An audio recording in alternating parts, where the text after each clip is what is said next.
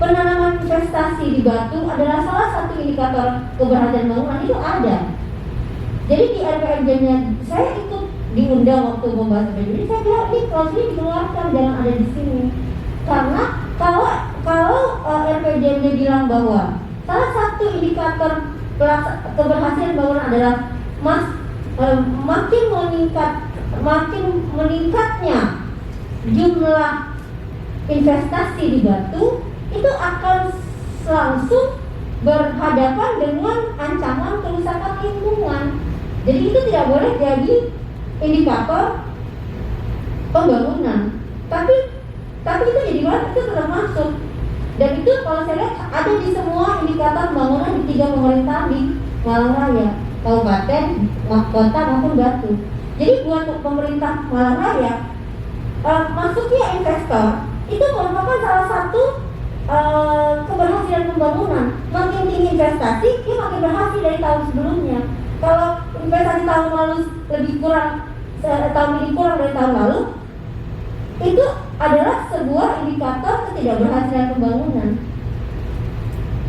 Jadi sudah biasa kalau di Malang Raya, di Batu terutama, bangun dulu baru ngurus izin itu sudah biasa. Bangun apa aja, mulai dari yang minimarket, Indomaret, Alfamart, sampai hotel-hotel yang besar, bangun dulu aja. Nanti kalau udah ketahuan dari IMB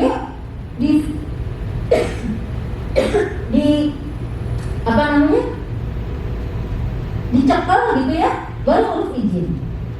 Kalau udah kayak gitu kan gampang, tinggal main kong-kali-kong sama pejabat. Jadi buat saya problemnya kita punya masyarakat yang tidak kritis. Jadi strateginya gimana caranya membangun daya kritis dan membangun daya perlawanan. Nah, untuk Kota Batu ada obstacle lain karena Batu kecil. Jadi karena kota terlalu kecil, orang sangat kekeru. Sebab ini keluarga, ini teman, ini tetangga. Ya nggak ketemu konco, dulu tonggo. Jadi kita orang susah kritis karena pelaku atau yang pemainnya kalau nggak keluarga sendiri, teman sendiri gitu ya, sahabat sendiri. Jadi kalau kita mau berkonfrontasi sama orang yang tidak kita kenal gampang.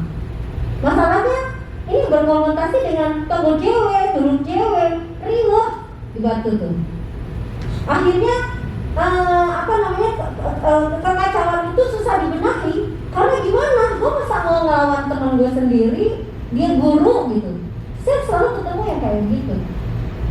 Jadi ada tantangan sosiologis yang kita mesti pikirkan gimana. Tapi menurut saya membangun kader-kader aktivis lingkungan di tingkat lokal, di tingkat kampung, menyadarkan pemuda-pemuda itu sebuah ruang yang bisa dilakukan sekarang. Teman-teman wali harus punya banyak sekutu di desa-desa. Jadi mungkin kita bikin pendidikan penyelamatan sumber air, yang kalau wali itu sekarang sekolahnya diikuti oleh mahasiswa di Malang mungkin ya. Sekolah sejenis harus kita bangun di desa-desa di Batu, yang mungkin nanti pesertanya ibu-ibu, teman-teman Karang Taruna atau teman-teman yang lebih muda lagi, forum anak misalnya.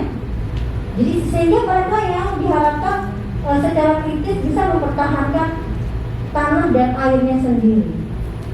Gitu. Karena kalau kita sendiri itu orang Batunya bengong, aneh, akan juga sangat mudah untuk diadu domba.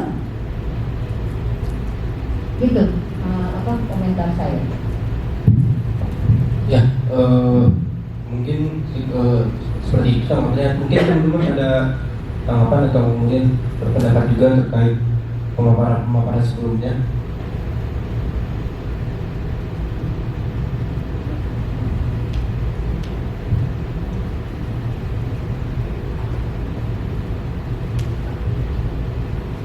Assalamualaikum warahmatullahi wabarakatuh. Selamat sore.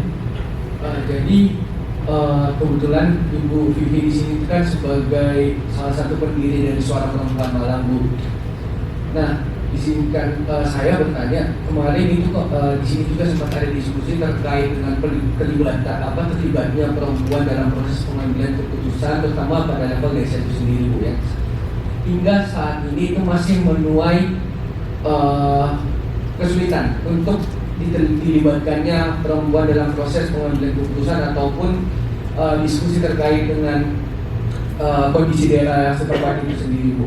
Nah, izinkan saya untuk bertanya pertama dengan kemudian dalam proses melibatkan perempuan, terutama itu pada level desa untuk sama-sama berdiskusi dalam pengambilan kebijakan, pastikan ada tantangan di dalamnya, terutama karena masih adanya paradigma ataupun masih adanya persepsi yang memandang bahwasannya perempuan adalah subordinat dan sebagainya dalam tatanan masyarakat, dan kemudian hal itulah yang berusaha untuk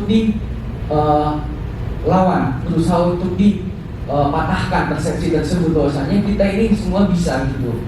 Nah, kemudian itu yang apa saja yang kemudian itu menjadi sebuah tantangan yang mungkin itu bisa kita jadikan sebuah pelajaran, terutama dalam proses lebih aktif lagi melibatkan perempuan dalam tatanan masyarakat. Terus yang kemudian kedua itu ada sebenarnya dari awal semester kemarin, Bu, itu sebenarnya saya masih ada satu konsep yang sebenarnya itu sangat menarik perhatian saya, terutama karena saya berasal dari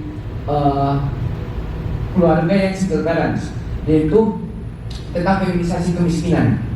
Nah, di sini kemudian saya melihat bahwasannya banyak kondisi sosial Indonesia itu masih banyak perempuan yang kemudian terjebak dalam lingkaran kemiskinan yang merupakan sebuah korban dari feminisasi kemiskinan itu sendiri.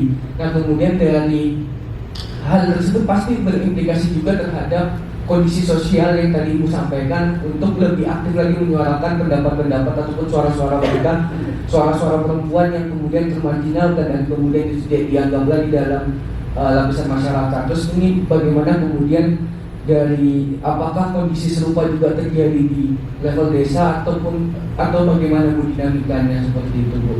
Mungkin itu bisa dibagi untuk kita jadikan bahan diskusi pada sore hari ini, Bu. Terima kasih banyak. Mas apa namanya? Bima, Bu. Mas Bima. Mas Bima fakultas apa, kuliah ya? Iya, Bu. Di mana? Di Brawijaya, Bu. Fakultas apa? Fisik. Ilmu hubungan internasional. Oke. Iya Mas Bima. Jadi feminisasi kemiskinan itu kan proses pemiskinan yang dampaknya berbeda antara laki-laki dan perempuan. Sistem ekonomi diciptakan itu untuk yang sebetulnya menghasilkan kemiskinan dengan wajah